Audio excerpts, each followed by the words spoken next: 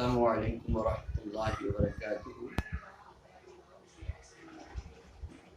الحمد للہ وکفا وسلام علی عبادہ الذین اصطفیٰ، اما بعد۔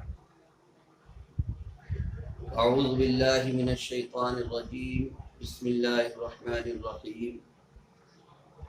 یا ایھا الذین آمنوا کتب علیکم الصیام کما کتب علی الذین من قبلکم لعلکم تتقون ایام معدودات فمن كان منكم مريضا او على سفر فعدة من ايام اخر صدق اللہ العظیم۔ برادران اسلام، الحمدللہ رمضان المبارک کا بابرکت مہینہ بہت جلد آنے کو ہے۔ اللہ رب العزت اس مہینے کی فضیلت، اس کی برکتیں، اللہ کی رحمتیں تمام امت مسلمہ کو نصیب فرمائیں۔ بزرگ اور بھائیوں، اللہ رب العزت نے رمضان کا روزہ ہر مسلمان مرد عورت پر فرض کیا جو بالغ۔ وہ کس لیے؟ اللہ کا فرمان ہے کہ ہم نے تم سے پہلے جتنے لوگ تھے ان پر بھی روزہ فرض کیا اور تم پر بھی روزے فرض کیے گئے تاکہ تم پرہیزگار بن جاؤ، تقوی والے بن جاؤ۔ یہ رمضان المبارک کا مہینہ ہمیں بہت ساری ہدایتیں دیتا ہے۔ زندگی گزارنے کا سارا طریقہ پرہیزگاری اس کے اندر آ جاتی ہے۔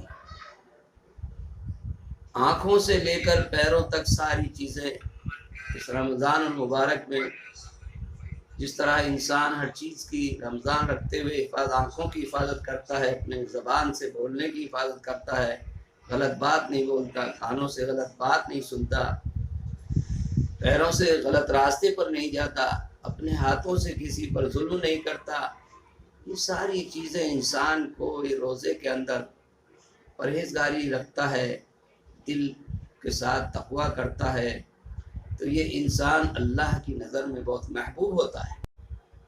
میرے بھائیوں، اس وقت میں جو مرض چل رہا ہے، جو وبا پھیلی ہوئی ہے، اس کو کورونا وائرس کے نام سے بولا جاتا ہے، اللہ سے دعا ہے کہ اللہ تعالیٰ پورے انسانیت کی حفاظت فرمائے اس وبا اور اس بیماری سے، اور جو اس میں مبتلا ہیں اللہ ان کو شفا عطا فرما دے۔ میں بھی دعا کرتا ہوں، آپ سب بھی دعا کریں۔ دوستوں اور بزرگوں، اس رمضان مبارک کی فضیلت کو حاصل کرنے کے لیے ہر آدمی اپنے دماغ کے اندر یہ بات نہ سوچ لے کہ رمضان تو آ گیا ہے لیکن بیماری کا اندیشہ ہے اس لیے روزہ نہ رکھو۔ روزہ اسی انسان کو چھوڑنے کا حکم ہے۔ اللہ نے قرآن کے اندر اس کا ذکر کیا ہے، مریض او علی سفر فعدۃ من ایام اخر، کہ آدمی ایسا بیمار ہو جس کو کوئی حکیم یا کوئی ڈاکٹر اس کو منع کر دے، تو ایسے وقت میں تو روزہ چھوڑ سکتے ہیں۔ اپنی مرضی سے بیماری کے خوف اور ڈر سے روزہ نہیں چھوڑ سکتے، اور بیمار ہے، روزہ رکھنے کی طاقت نہیں ہے، ڈاکٹر اور حکیم نے اس کی اجازت دی ہے کہ روزہ نہ رکھو، تو بعد میں ان کی قضا کر دے، اور قضا کا بھی اگر طاقت نہیں ہے تو فدیہ دے کسی غریب کو۔ لہذا اس کا پورا اہتمام کریں۔ اس کے ساتھ ساتھ ہمیں اس بات کا بھی خیال رکھنا ہے کہ حکومت کی طرف سے جو لاک ڈاؤن چل رہا ہے اس کی پوری پابندی کریں۔ اس میں ہمارے لیے بھی فائدہ ہے، آدمی جب ملتا ہے جلتا ہے تو ایک دوسرے کی بیماری کا اندیشہ رہتا ہے، لہذا اس کا بھی پورا ہمارے لیے ایک بہت بڑی حکمت ہے اس سے بچنے کی۔ تو لہذا میں سبھی مساجد سوائی مادھوپور کے ضلع کے ائمہ حضرات اور مسجد کے ذمہ داران حضرات سے گزارش کرتا ہوں کہ وہ سب अपनी अपनी जिम्मेदारी के साथ मसाजिद में इमाम साहब और मुअज्जिन साहब, इसके अलावा 3 या 4 और नमाजी, 3 नमाजी और होकर के रमज़ान मुबारक की महीने में जो कुरान सुना जाता है, तरावी पढ़ी जाती हैं, इसका एहतमाम करें। बाकी जितने हजरात हैं अपने घर के अंदर अगर वो नमाजें अदा करेंगे, फ़र्ज़ नमाजें भी, सुन्नत तरावी भी, अल्लाह के नबी का फरमान है कि अपने घरों को कब्रिस्तान ना बनाओ, अपने घरों में भी अल्लाह का जिक्र करो, इबादत करो। और घर में नमाज पढ़ने से कितने फ़ायदे हैं। मस्जिद में आकर अकेला नमाज पढ़ता है, घर में नमाज पढ़ेगा, खुद भी पढ़ेगा, अपने बीवी बच्चों की भी आपके साथ पढ़ेंगे, जमात कर लें घर घर के अफराद, आदमी आगे हो जाएं, औरतें पीछे बन जाएं, जब सफ़े बना लें, आपका घर भी रोशन होगा, अल्लाह की रहमतें नाजिल होंगी। घर के अंदर अगर कोई हाफिज कुरान है तो उससे, इसके साथ साथ हम ये भी ना सोचें कि लॉकडाउन में हमारे काम धंधे बंद पड़े हैं। अल्लाह ताला इसको नहीं देखता। जो साहिब निसाब हैं उनके ऊपर जो ज़कात फ़र्ज है, उनको तो बल्कि जितने गुरबा हैं उनकी मदद इस तरह लोग कर रहे हैं, उनके खाने पीने का अभी भी इंतज़ाम करना चाहिए। और रमज़ान के महीने को लेकर ना बैठे, बल्कि ज़कात और सदक़ात के पैसे को अभी भी उन गरीबा गुरबा पर फ़र्ज खर्च करें। और रमज़ान मुबारक में जो हमारे मदारिस दीन के किले हैं, जो इस्लाम की रीढ़ है, की हड्डी हैं, इस्लाम की बका के लिए हैं, इन मदारिस का पूरा पूरा ख्याल रखें। ये ना हो कि साहब जो है हर साल तो देते थे, इस साल हाथ खींच लें।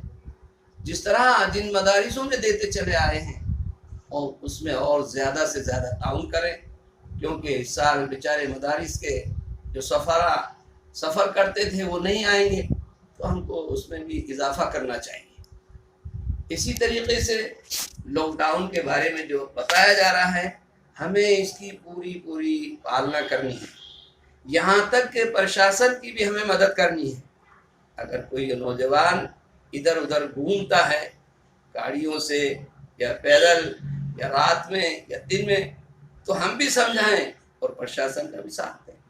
अगर किसी को कोई बीमारी, खांसी जुकाम है और डॉक्टर उसको सलाह देता है, तो डॉक्टर की भी मदद करनी चाहिए, उसकी बात को भी हमें मानते रहना चाहिए। और हमको हर वक्त अपनी दुआओं में पूरे आलम के लिए दुआ करनी चाहिए कि अल्लाह पूरे आलम में अमन व अमान अता फरमा दे। दोस्तों और बुजुर्गों, ये बीमारियों का आना अल्लाह का कुरान में हुक्म है कि आसमान से जो बलाएं आती हैं, ज़मीन पर जो आती हैं, ये सब अल्लाह की तरफ से आती हैं। इसमें हिकमत है अल्लाह की। अल्लाह इसमें हिकमत रखता है, उसने इसमें हमारे लिए क्या हिकमत रखी है।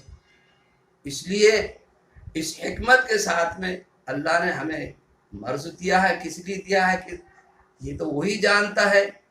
लेकिन अल्लाह की तरफ से जो बीमारियां आती हैं, एक तो उसमें हमारे गुनाहों की सबब से आती हैं कि हमारे गुनाह, बीमारी हो जाने से इंसान को अल्लाह उस गुनाह से पाक कर देता है। हदीस में आता है कि किसी को बुखार होता है तो बुखार से उसके गुनाह माफ होते हैं। दूसरे, इंसान तौबा भी करता है बीमारी के आलम में। दूसरी बात ये भी है कि क्या मालूम अल्लाह ताला हमारे इस बीमारी के आलम में हमारी बख्शिश कर दे। और तीसरे ये है कि अल्लाह ताला हम पर रहमतें नाजिल कर दे। तो लिहाजा ये बीमारियों का आना, ये इंसान की पैदाइश से लेकर ज़िंदगी तक उसकी ज़िंदगी के साथ हैं। तो हमें चाहिए कि हम हर तरह से बीमारी से बचने का परहेज़ करें। नमाजों में खड़े हों तो कम से कम 1 फुट के फासले पर खड़े हों, मिलजुल कर खड़े ना हों, इसका भी एहतमाम करें।